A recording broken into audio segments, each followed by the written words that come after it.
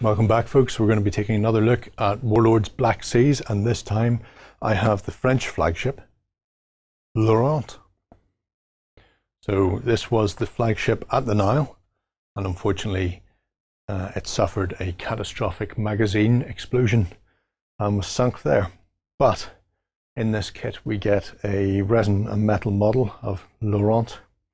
The sails and the wake sheets, the flag sheet, the rigging, the ship card itself, and even some acetate rat lines. So that should be everything we need to put the flagship of the French Navy together. Just have a quick look and see what we get then in the set. Oh, I don't want to forget that. That would be terrible. That in question is our little bobbin of thread. If you want to rig your ships, there's a comprehensive rigging guide in the Black Seas rulebook. I would recommend not doing it because I don't want to go blind tying thread around sails, but if you want an awful lot of historical accuracy, then definitely rigging is the way to go. We also have the metal pieces. So all of our masts and anchors, come on, and even our lifeboats are cast in metal. In the core set for Black Seas they are plastic, but for these larger pieces they've been manufactured separately in metal. So what have we got? Got a lot of flash. There we are. We're looking at things like the anchor. Well, there's a lot of excess flash on them. The molds themselves, the casts are very crisp. There's good level of detail on them and minimal, absolute minimal mold lines on them. So if we do have big chunks of flash like this, I can live with that if the actual model itself is relatively clean and well cast, because they can be cleaned up with jeweler's files or a knife. It will need straightening up. And on this you can see we haven't had slippage, but we've a bit of a seam there from the two halves of the mold. Nothing major. We have the masts for the front of the ship on the prow. Yeah, so nothing unexpected there. Nicely detailed. Clean enough and enough flashing that you could ballast your ship. Then we have the actual resin piece of the miniature itself. So this is the main hull.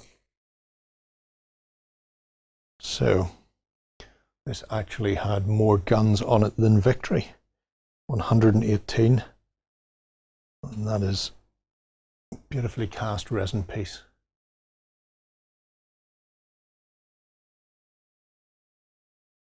Can't see any loss of detail or any issues with mold lines there. I'm just going to check one thing because I can see something just here. Ah, it was just a little bit of resin in the way, so it's not actually miscast there. Now that's one of the cleanest pieces I've seen in a long time, with the ratchet at the front here, which would be used to raise and weigh the anchors. Even steps down in the center of the ship there. It's a beautiful piece of sculpting. So the model itself is exactly as you would expect it. Beautiful. Let's have a look at some of the paper parts that come with us. We have a very simple instruction sheet. Glue all of the metal parts to your resin model and then glue the paper parts onto that, and you're done. I can accept that. It does explain, if you've never used resin before, how to actually use a piece of resin. So they need to be cleaned up in some soapy water beforehand, but you should also do that with metal pieces, to be fair. And then we have this bag of cardboard components.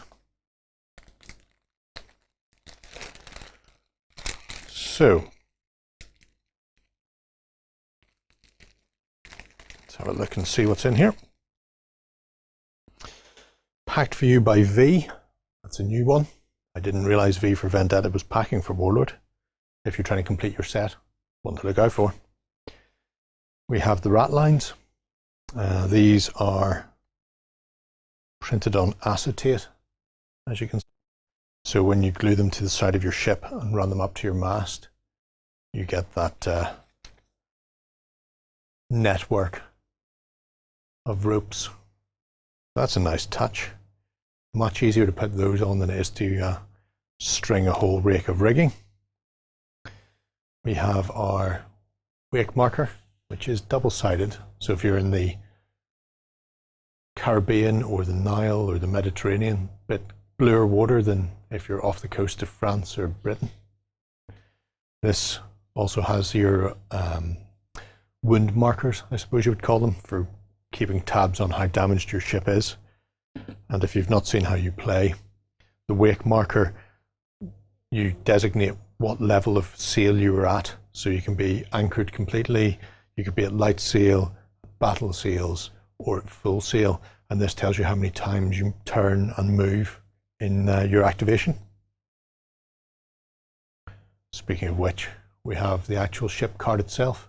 So here we see you have 120 ship points, and ship points are both your hull and your crew. So that's used for boarding actions as well as how much damage you can sustain before you sink.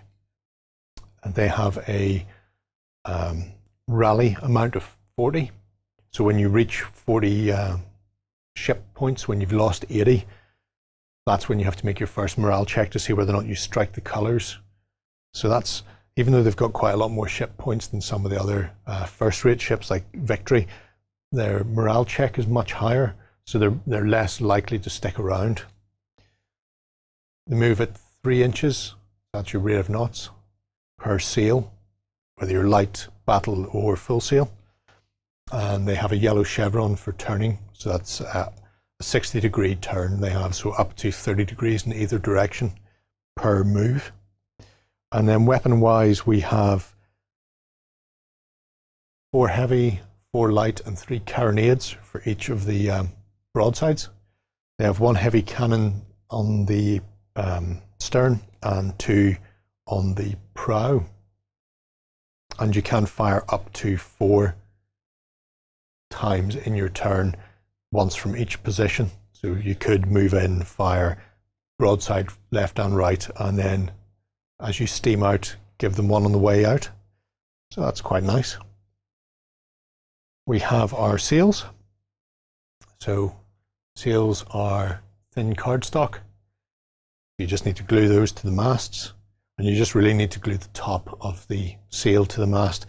I find putting a little bit of a bend in it with a pen, just so you get a curl to your sail, helps accentuate it. And then they've actually illustrated these with shadow to the bottom and shadow at the top of the reverse. So when you're putting them on, make sure you get the right side round, because what you want is your sail to be curved, so the shadows on the bottom at the front and at the top on the rear. And then we also have the French flags. So these are similar to the ones, in fact I think these are the same as the ones you get in the core set. You've got various French either long pennants or actual French flags themselves.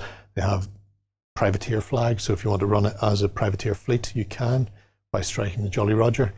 They have a variety of ensigns, so you can keep a mark of which ship is which. These are probably more use for the brigs and frigates rather than something like L'Orient, because you're only really going to have one of those on the tabletop at any one time, so you're going to know which one is which. But yeah, they're a handy thing to have, even just for doing extra detail work. So that is the French flagship L'Orient.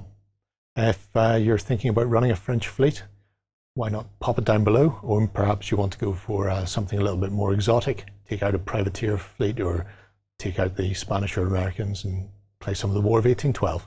Why not let us know below?